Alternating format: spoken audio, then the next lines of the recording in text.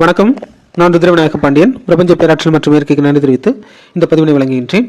நாம் இப்பொழுது ஜாதகம் தொடர்பான விளக்கப்பதிவை பார்க்க இருக்கின்றோம். அதன் அடிப்படையில் விளையாட்டுத் துறையில் சாதித்துக் கொண்டிருக்கின்ற ஒருவருடைய ஜாதக விளக்கம் தான் பார்க்க இருக்கின்றோம்.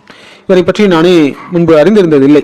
நம்மளுடைய சப்ஸ்கிரைபர் நம்மளுடைய மேடம் ஒருத்தவங்க ஃபாலோவர்ஸ் அவங்க கேட்டுக்கொண்டதன் அடிப்படையில் இந்த ஜாதக விளக்கத்தை தருகின்றேன். குறிப்பாக இவரை போன்ற விளையாட்டுத் துறையில் சாதிக்கக்கூடியவர்களை பற்றிய ஜாதக விளக்கம் அறிந்து கொள்வது மிக மிக அவசியம் என்று கருதுகின்றேன். நிச்சயமாக இன்னைக்கு விளையாட்டுத்துறைங்கிறது பல்வேறு அம்சங்கள் பொருந்தியதாக இருக்கின்றது.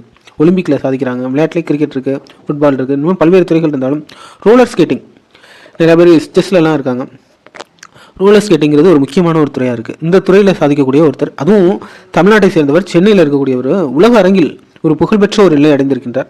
எந்த அளவுக்கு நாம் அவரை பற்றி அறிந்திருக்கின்றோம் என்பது மிக மிக அவசியம். இவர் ஆனந்த்குமார் வேல்குமார் என்பவர் இன்லைன் ஸ்பீட் ஸ்கேட்டர், அதாவது ரோலர் ஸ்கேட்டிங்கில் 2025ஆம் வருடத்திற்காக உலக சாம்பியனாக இருக்கார். அதாவது 1000 மீட்டர் ஸ்பிரிண்டில் தங்கப்பதக்கம் வென்றிருக்கின்றார். அதே போல் 42 கிலோமீட்டர் மாரத்தான் ஈவெண்ட்டில் இவரும் கோல்டு மெடல் வாங்கியிருக்கார், 2 கோல்டு மெடல் வாங்கியிருக்காரு. மற்றும் 500 மீட்டர் ஸ்பிரிண்டில் பிரான்ஸ் மெடல் வாங்கியிருக்கின்றார். முதல் முறையாக இந்திய அளவில் ஒரு ஸ்கேட்டிங்கில் ஒரு தங்கப்பதக்கம் உலக சாம்பியனாக இருக்கக்கூடியது இவர் ஒரே ஒருத்தர் தான். இதுக்கு முன்னாடி யாருமே ஸ்கேட்டிங்கில் இந்த அளவுக்கு சாதனை படைத்ததில்லை.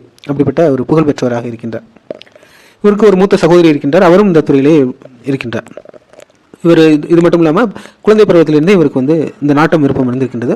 2021ஆம் வருடம் முதலே இவர் இது போன்ற பதக்கங்களை எல்லாம் வாங்கி கொண்டிருக்கின்றார். 2021 ஜூனியர் வேர்ல்டு சாம்பியன்ஸ் அதில் சில்வர் மெடலும், 2022 ஏசியன் கேம்ஸில் பிரான்ஸ் மெடலும், 2025 வேர்ல்டு கேம்ஸில் பிரான்ஸ் மெடலும் வாங்கியிருக்கார். இப்படி பல்வேறு அம்சங்கள் பொருந்திய இவருக்கு கிரக அமைப்புகள் எப்படி இருக்குது அப்படின்னு தெரிஞ்சுக்கலாம். பொதுவாக விளையாட்டுத்துறையில் சாதிக்கணும்னா 4, 5, 9 நல்லா இருக்கணுங்க அவங்களுக்கு.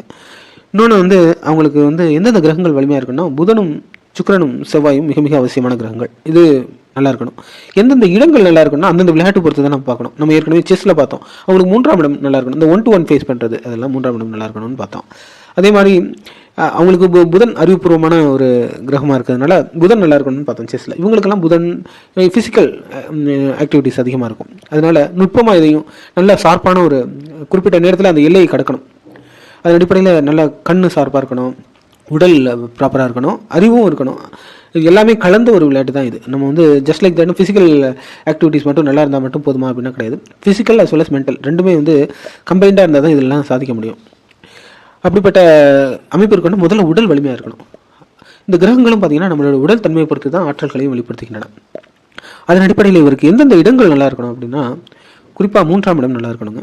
மற்றும் 9ஆம் இடம் 12ஆம் இடம் நல்லா இருக்கணும்.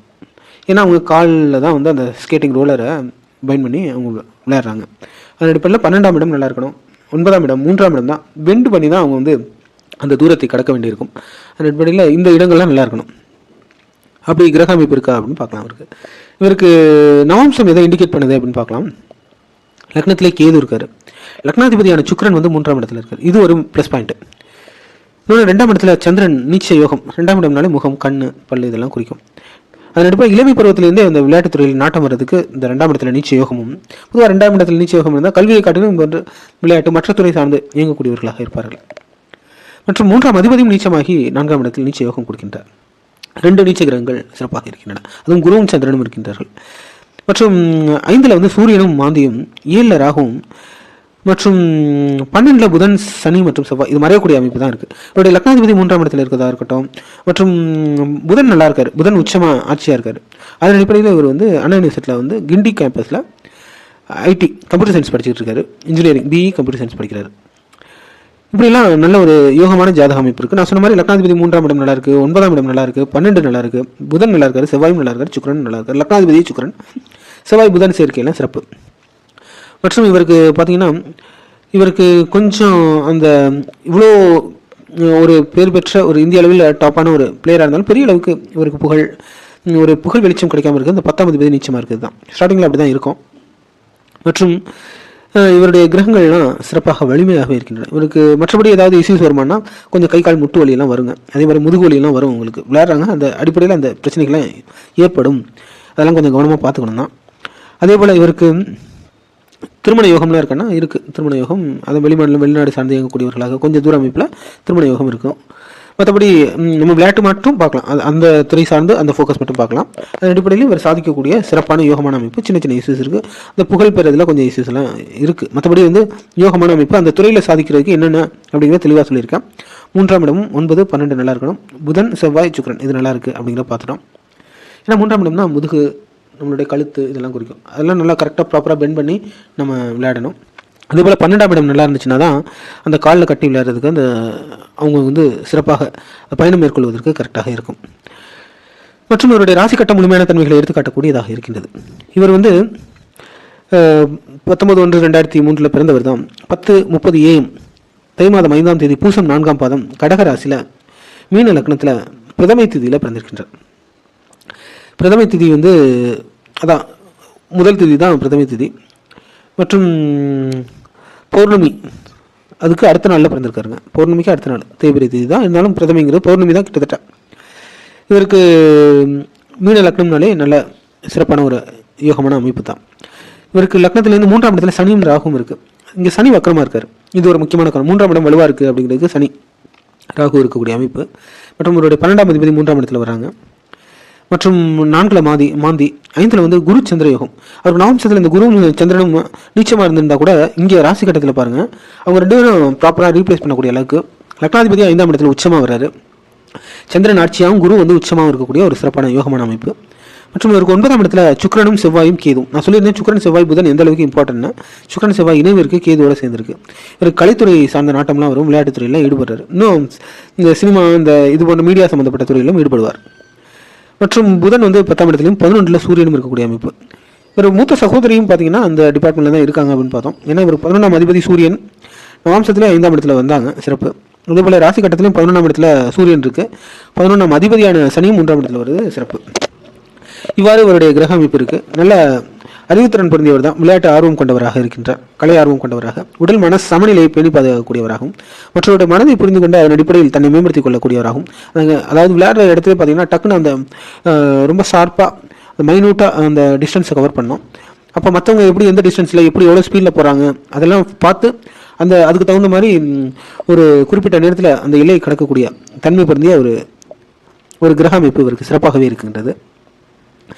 இவருக்கு நான் குறிப்பிட்ட அடிப்படையில் இருக்கா அப்படின்னா 3ஆம் இடம் வலுவாக இருக்குன்னு பார்த்தோம். 3ஆம் அதிபதியான அவருடைய சுக்கிரனும் 9ஆம் இடத்துல வர்றாரு. 3ஆம் இடம் நல்லா இருக்குன்னு பார்த்தேன். அதே போல் 9ஆம் இடம் நல்லா இருக்குன்னு பார்த்தோம். 9ஆம் இடம் சிறப்பாக இருக்குது, செவ்வாய் ஆட்சியாகவே இருக்கார். அதே போல் இவருக்கு 12ஆம் இடம் நல்லா இருக்கான்னு பார்ப்போம். 12ஆம் அதிபதி தான் 3ஆம் இடத்துல வர்றாரு. அதுவும் ஒரு சிறப்பான யோகமான அமைப்பு தான்.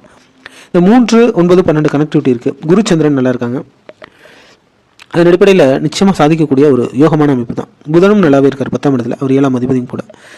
இப்படி இந்த துறையில் சாதிக்கிறதுக்கான எல்லா அம்சங்களுமே ஒருங்கே பொருந்திய ஒரு யோகமான ஜாதக அமைப்பை பெற்றிருக்கின்றார். கண்டிப்பாக ஃபர்ஸ்ட் கிளாஸ் நவம்சம் கூட கொஞ்சம் இஷ்யூஸ் இருக்குது அப்படின்னு சொன்னாலும் கூட, நவம்சம் சிறப்பான நவம்சம் தான். இருந்தாலும் சின்ன சின்ன இஷ்யூஸ் வரும் தொடக்கத்தில். ஆனால் ராசி கட்டம் ரொம்ப ரொம்ப சிறப்பான ராசி கட்டம். இருந்தாலும் கூட அவர் திருமணம் சம்மந்தப்பட்ட சின்ன சின்ன விஷயங்களில் கொஞ்சம் கவனமாக இருக்கணும் அப்படிங்கிறத இண்டிகேட் பண்ணுதுங்க. மற்றபடி யோகமாக சிறப்பாக வாழக்கூடிய ஜாதக அமைப்பை பெற்றிருக்கின்றார். இவருக்கு தசாபதிகள் என்ன இண்டிகேட் பண்ணுதுன்னு பார்க்கலாங்க. முதல்ல சனி தசையில் பிறந்திருக்காரு 2023 வரைக்கும். அடுத்து கேது தசை, அடுத்து சுக்கிரன் தசை அப்படிங்கிற மாதிரி இருக்குங்க. இப்போ அவருக்கு நடப்பில் என்ன இருக்குது அப்படின்னா, அவர் இந்த புதன் தசையிலேருந்து தான் நிறையா இம்ப்ரூவ்மெண்ட்ஸ் எல்லாம் கிடச்சிருக்கு. புதன் 12ல் பாருங்கள், நவம்சம் தான் முதல்ல வேலை செய்யுது அவருக்கு நிறையா. அந்த புதன் திசையில் பார்த்தீங்கன்னா அந்த புதன் திசை தான் அவருக்கு முக்கியமாக அந்த துறையில் ஈடுபடுறதுக்கே முக்கியமான காரணம். இந்த புதன் 12ல் உச்சமாக இருக்கிறதுனால தான் அந்த காலில் ஸ்கேட்டிங் ரோலர் யூஸ் பண்ணி விளையாடுறதுக்கு காரணமே இந்த புதன் திசை தான். கிட்டத்தட்ட 17 வருடங்கள் அவருக்கு அதில் நாட்டம் விருப்பம் அதிகமாக கொடுத்துருக்கு. அதன் அடிப்படையில் இந்த 2021லேருந்தே அந்த இதான் புதன் சார்ந்த குரு, புதன் சார்ந்த சனி, இந்த காலகட்டம்லாம் அவருக்கு சிறப்பாக இருந்திருக்கு. இப்போ கேது தசை தான். கேதுவும் அவருக்கு அமோகமான பலன்களை தாங்க வழங்குவார். அவர் 9ஆம் இடத்துல இருக்கார். நிச்சயமாக நவம்சத்துலேயும் கேது அதை கொஞ்சம் இஷ்யூஸ் கொடுப்பாருன்னு சொன்னேன். நவம்சத்தில் ஸ்டார்டிங்கில் இஷ்யூஸ் கொடுப்பாரு. ஆனால் ராசி கட்டத்தின் அடிப்படையில் கேது அமோகமாகவே இருக்கார். அவர் 9ஆம் இடத்துக்கு சிறப்பான பலன்களை வழங்குவார். கேது தசையில் இது மாதிரி புகழ் அவருக்கு கிடைச்சிருக்கு. கேது சந்திரன் புதன், கேது தசையில் சந்திரன் புத்தியில் புதன் அந்த இடத்துல தான் இது மாதிரி அவருக்கு இந்த சாதனை கிடைத்திருக்கின்றது.